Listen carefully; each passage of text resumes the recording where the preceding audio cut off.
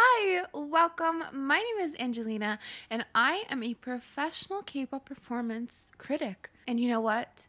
So are you. So we can fight about my life choices down in the comments below. But yes, today we're going to be taking a look at Mnet's Season 2 of Queendom and the Round 1 performances. From VIVIZ to Kepler to Brave Girls to Hyolyn to even Cosmic Girls and Loona, which I thought they were out of this round because last week they only uploaded 2 performances. So I thought Loona was missing, but then Loona came back. But still, Loona's performances are still a little different. They're different stages, different vocals, but it's all good. We're including all 6 performances, so don't worry. But before we get started, don't forget to like, comment, and share this video with friends you don't have. So welcome to my ranking. We are of course going to be starting with 6th place. And in 6th place, we have VIVIZ and their performance of Rough and Time for the Moon Night, which are of course G-Friend songs. Now I'm sure we all know by now that VIVIZ is made up of 3 former G-Friend members. And knowing the type of intense choreography that G-Friend is capable of, I was really excited to watch these renditions of them as a trio. So their performance starts off with Loona putting on a crown and then an overhead view that is quite dreamy and blue tinted that shows off a clock on the floor. After a bit of dancing, we then pan to each member individually. This is quite similar to their opening performance, except this time they have backup dancers, and I do find it's a little bit more dynamic. If we remember in my first video about Queendom Season 2, I did say that groups like VIVIZ and Hyolyn kind of are somewhat at a little bit of a disadvantage. It doesn't mean that their performances can't be good, because obviously they can, but at the base of it all, they do have less members to work with. Obviously, this wasn't the case for this performance. They had a lot of backup dancers, which definitely filled up a lot of space. And I did want to point out at around 1:43, I do hear a little bit of movement in the voice. So we can fight in the comments down below what type of performance you think this is. If you think it's kind of a mesh of pre-recorded vocals mixed with live vocals, or if you think it's just simply pre-recorded vocals and they included the mistakes, or whatever the case may be, fight in the comments down below. Not my circus today.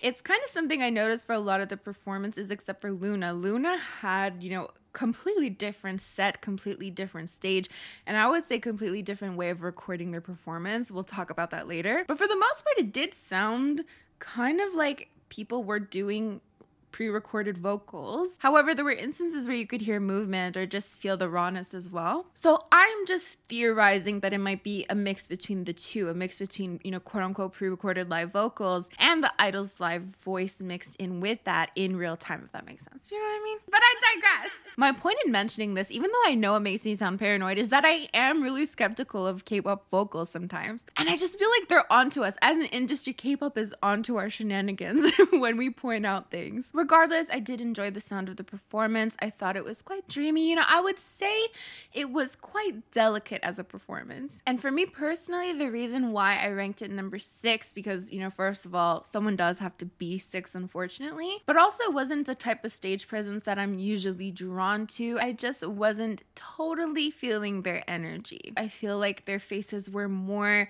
shall we say, mysterious. That's how my friend describes it. If it's a more mysterious concept, you tend to see more blank faces, and that's fine and dandy. I just prefer more facial expressions. Moving on to 5th place, we have Loona and their performance of Paint the Town, which starts off with a beautiful flute, and throughout we do get to see and hear some traditional Korean elements, which I definitely really appreciated. Now, I do have to say, I think Loona had quite a bit going against them. They had a different stage, you could tell. They had like a different way of recording the performance, I would say. So I mentioned earlier, I felt like the vocals were definitely a lot more refined, to the point that they did sound like pre-recorded vocals, but for Loona, it sounded like an LMR performance. So you just have, the typical backup track and the live vocals peeking through. Do you know what I mean? Let me know what you think of that. And it's not that it's bad, it's just that I personally felt like it was different from the rest of the performances. And also, I don't really know the story. I think they're like recovering from COVID. I don't really know. You can let me know all that in the comments as well. Despite all of these, shall we say, inequalities, I still think they did a really great job and they still persevered. I think their performance was entertaining and they had good energy. So in 4th place, we have Cosmic Girls and their performance with As You Wish. which starts off with the hand holding a chromer, and then we get some very majestic instrumentals, which sets the tone for the rest of the performance. Even when they do maybe a more sultry dance break, I find that they stayed completely within theme because it still felt really majestic, and I really liked the cohesion of all of that. The reason I ranked them 4th instead of 5th is because I felt like their performance really told a story. And I appreciated all the different formations and all the different sets that they could use, going down the stairs, being on top of the stage, that I acknowledge is more of an advantage than Loona did have. Because unfortunately, Loona only had, the one part of the stage, whereas every other group could make use of, elevating stages, stairs, all of that. But this is what we're working with, right? Now, I will say I noticed the chromer break pretty early on into the performance. My friend who watched the show said she was like crying. She was devastated after that because, the chromer broke, and I guess the sand was all over the stage, which made the dancing a little bit more difficult. And I will say, first of all, that chromer looked like it broke unprovoked. It didn't, it's not like it fell to the ground or anything. From what I saw, she literally just stuck her hand out and it fucking disintegrated. So maybe they should have given her something stronger. I don't know. It broke so easily that I almost thought it was part of the performance. Obviously, it wasn't centered in any significant way, so I knew it wasn't part of the performance, but still. Second of all, I think despite all the dangers on the stage, shall we say, with the broken glass and the sand, they did a really good job. You could kind of see them looking down at times, but the show must go on, which is why I placed them at number 4.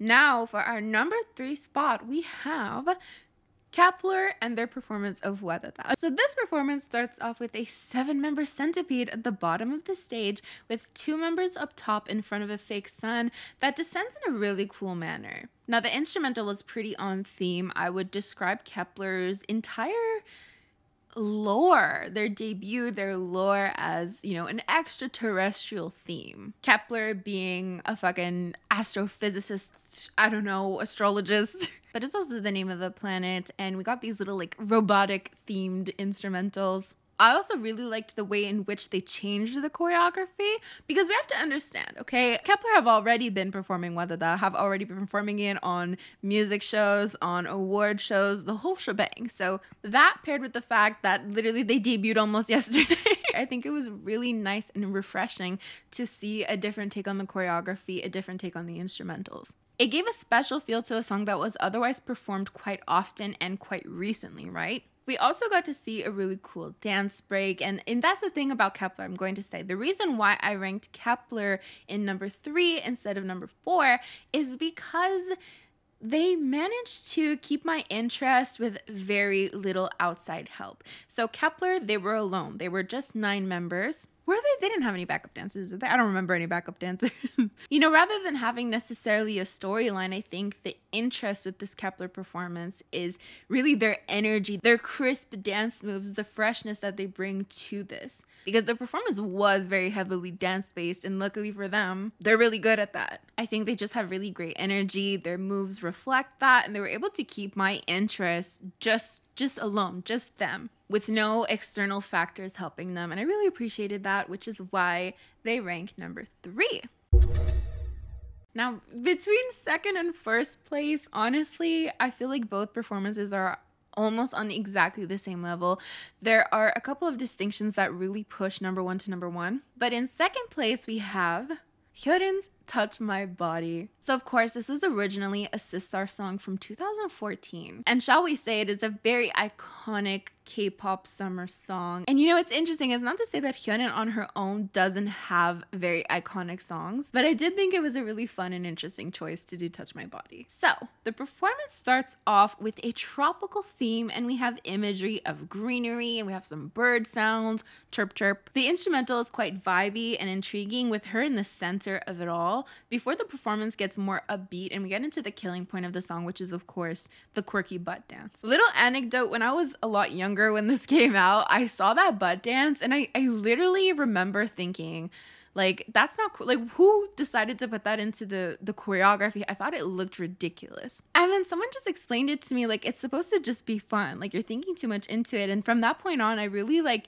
I changed my perspective. It was honestly, it was a huge life lesson. That sounds fucking ridiculous, but it was a huge life lesson about perspective. Because I was just really not understanding that point in the choreography until someone was just like, it's supposed to be like just weird and fun. And from that point on, I shit you not, I've just like had thanks to Sister, I've just like had a different perspective on a lot of things, like understanding that they're 2014 is a little late for that, but just a perspective that things can have different outlooks. Moving on. So we do have some switch ups in the performance, from a solo dance to a trumpet type instrumental, then a group dance and some vocals and so on. And I don't want to skip through those vocals too quickly because Hyolyn is such an amazing performer. I said this in the first video. I'm probably going to continue saying this over and over again, okay? She has herself a set of lungs, okay? And just the emotion in the vocals, her stage presence, everything together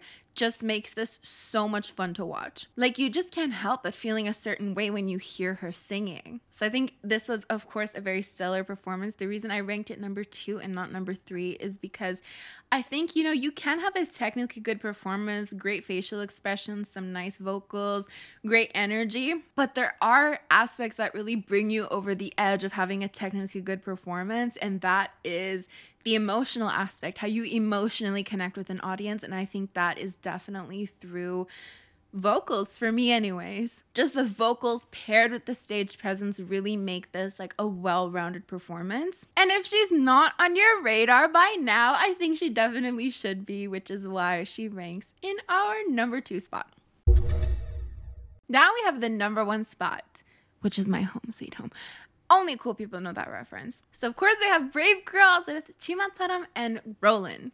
We started off immediately with some drums that had some type of powder on them so that when you hit them, it's like it causes a little bit of drama, right? So it started off really cool before, again, similar to Hyolyn's performance, it became a lot more upbeat and a lot more fun. A lot more fresh and nostalgic, I would say. And again, their facial expressions were just a delight to see. They looked like they were having so much fun on the stage, like they really wanted to be there, which just made the watching experience that much better. Then out of nowhere, they changed the mood of the song yet again to a more badass vibe with stick choreography before they literally had everyone out of their seats dancing to Roland with them. It was very moving, very beautiful. I don't even know. There's something different about me, okay? The past week, I've turned into a completely different person. I've been emotional about things that I've literally never cared about in my entire life. I'm literally such an apathetic person, and suddenly I'm watching like the Rio Olympics and like I'm like crying at artistic gymnastics. Needless to say, I don't know what's wrong with me. I genuinely really rarely cry, but this week I've been like crying at everything. And when Brave Girls performed, even when Hyolyn performed, I felt like crying, almost crying. I'm like wanting to cry at things that I really would have under any other circumstance not cried at. So here's some actual footage of me getting teary-eyed.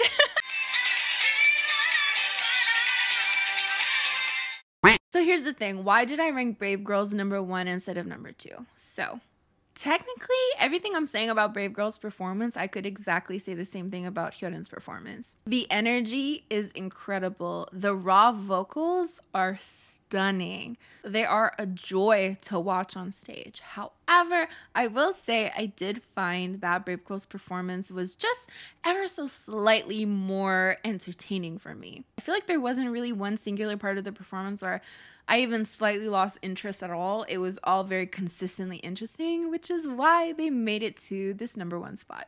So with all that said, that is basically it for my ranking. Thank you so much. If you made it this far without skipping, then leave down in the comments some leaf emojis because I'm in a tropical mood. Chirp, chirp. How about a parrot? Throw a parrot in there. Please let me know as well in the comments down below how you would rank these performances. As for me, I will see you guys next time. In particular for Queendom, I will see you in 2 weeks. Oh, also don't forget to like, comment, and share this video with friends you don't have. These are the lovely individuals who support my channel on a monthly basis. It honestly means the world to me. Thank you so much. And you can do so too by clicking the join button next to the subscribe button and becoming a channel member. I'm gonna get going now, so bye!